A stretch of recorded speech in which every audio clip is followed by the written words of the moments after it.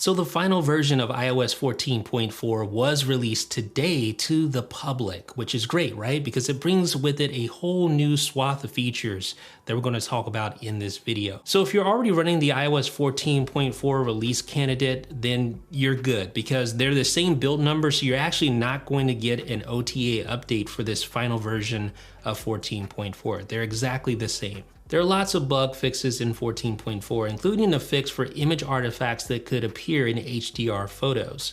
Now, some people have also complained about stuttering that appears when going back to the home screen. I haven't experienced that personally, but what have you experienced? Let me know down below in the comment section.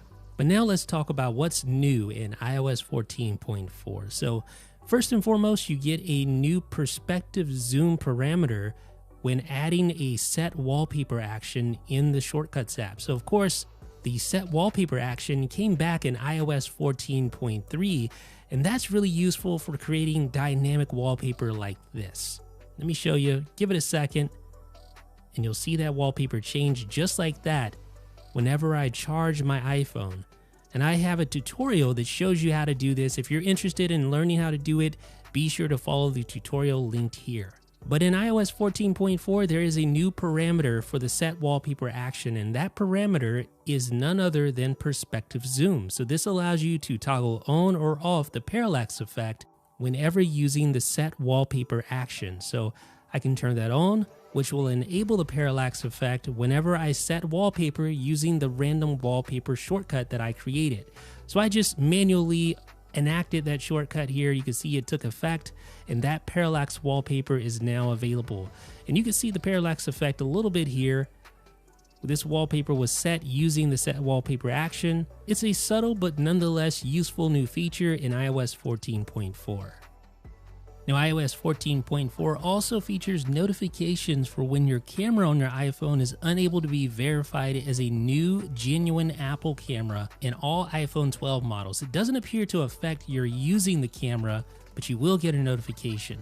And in iOS 14.4, there is support for reading smaller QR codes within the camera app. So you know the stock camera app has the ability to read QR codes natively. Of course, you can go in and toggle that functionality within the settings app. You'll see a scan QR code switch that you can enable or disable. But basically in iOS 14.4, the stock camera app will be able to recognize smaller QR codes. So whereas the previous version of iOS had a tougher time reading those smaller QR codes, now that is no longer an issue here on iOS 14.4. You can compare them because here on my iPhone 12 mini, I'm running an older version of iOS, and you see I have to get a little bit closer before that QR code is recognized. A lot closer, actually. There we go. Whereas on iOS 14.4, I can be further away, therefore the QR code is smaller, and it's still able to scan that with no issue. And if you use exposure notifications and you have an active region added, you'll notice a new feature to automatically notify others when you have a positive COVID test.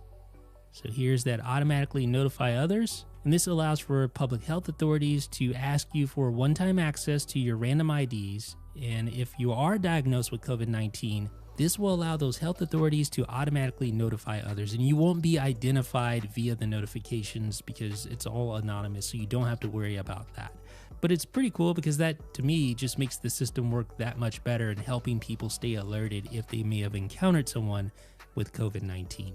And another new feature that you'll find in iOS 14.4 is the ability to set the Bluetooth device type. Now, when you go into Bluetooth settings, you'll see the little I button next to each Bluetooth device. For instance, this right here is my car stereo. So if I tap the little I next to it, you're going to see the ability to set device type. This is a new feature in iOS 14.4, and Apple explains why they included this feature once you go into that particular parameter within the settings app. So you'll notice for device type, there are several different types of devices that you can assign to the various Bluetooth devices that you are connected to. So you have, for instance, car stereo, which in this case is accurate. This is a car stereo, but you also have headphones, you have hearing aid, speaker, and other. And as you see at the bottom, specifying the type of device can ensure that your headphone audio level measurements are accurate. So if you connect to a device like a Bluetooth speaker and it misidentifies it as a pair of headphones, then it's going to mess with the volume levels in a way that just isn't very desirable. Maybe adjusting the volume to a lower level when you actually want it to be loud because it's a speaker, or maybe you have a car stereo that's misrepresented as a pair of headphones as well, and it'll, go in and mess with the volume. Those are all super annoying scenarios. This will help fix that going forward by being able to automatically assign device type. Unlike Apple's own devices like AirPods Pro, for instance, where Apple knows these are headphones, other devices it isn't so smart. So this gives the user a little bit of control to assign specific device types to Bluetooth connections. Super handy new feature in 14.4. Now this next feature is assuming you have an Apple Watch with watchOS 7.3, which was also just released. You get a new watch face, which is called the Unity watch face. You can find that within the face gallery. And of course, you'll also find that on the Apple Watch itself. And like I said, you need to be running watchOS 7.3. And in 14.4, you'll find a new tab for Find My Items within the Find My app. Now, in order to see this, you have to have Xcode downloaded on your Mac, and you connect your iPhone to your Mac, and that enables the developer panel within the Settings app. So here, under Developer, you're going to find a setting to enable the Find My Items tab within the Find My app. So let's go ahead and go into the developer panel here under Settings, and I'll show you where to find that. Just scroll all the way down here, and there you go, Display Items tab. And with this switch enabled, the Items tab will be shown within the Find My app, and you'll be able to pair Find My compatible accessories. This presumably will include the upcoming AirTags from Apple, along with other third-party tracking devices from companies like Tile. So let's go into the Find My app, and look what you have there. Right off the bat, you see the Items tab that helps you keep track of your everyday items via things like AirTags, which aren't launched yet, but presumably will be launched sometime in the near future. Like I said, this will work with third-party compatible devices as well. So all you would have to do here is tap on Add Item, and then you'll see an interface for adding accessories or other items that are compatible with Find My. So I'll do that now, and then you see Searching Items, and it tells you to follow the instructions provided by the manufacturer to make your item discoverable. With AirTags, I imagine this will be extremely simple, extremely easy to do. I personally cannot wait for the AirTags. It seems like we've been waiting forever. Will you be buying the AirTags when they come out? What type of things do you plan on attaching your AirTags to? Let me know down below in the comments section. Now, another cool thing is that if you actually find a lost item, you'll be able to use the Find My app to see if the owner left a message by connecting to it. So that's what you see right here. So for instance, maybe I leave a message that says, call me at this number if you find my item.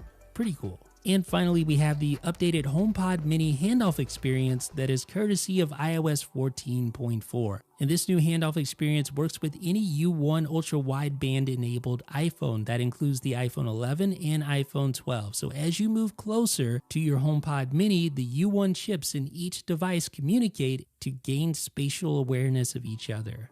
So as you move closer, you'll feel more haptic feedback. It'll get a lot stronger.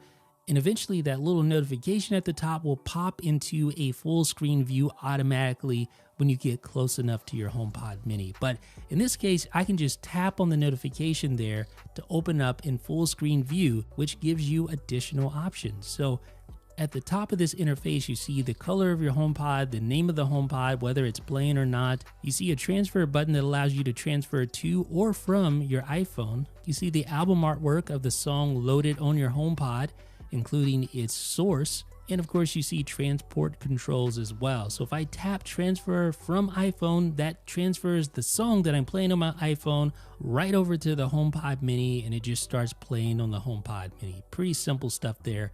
And here's what happens when you get it really close. It automatically pops that screen into view, so you don't have to tap on that notification. It does it automatically. Now, the cool thing is that you don't even have to unlock your phone. You see, I have the Face ID sensor covered. The phone is still locked, yet I can still interact and control the playback controls on my HomePod Mini. And of course, I have playback controls as well, right there on the lock screen. So ladies and gentlemen, that is a look at some of the top features for iOS 14.4. What's your favorite new feature? Let me know down below in the comment section, and subscribe for more videos like this. This is Jeff Benjamin, with 9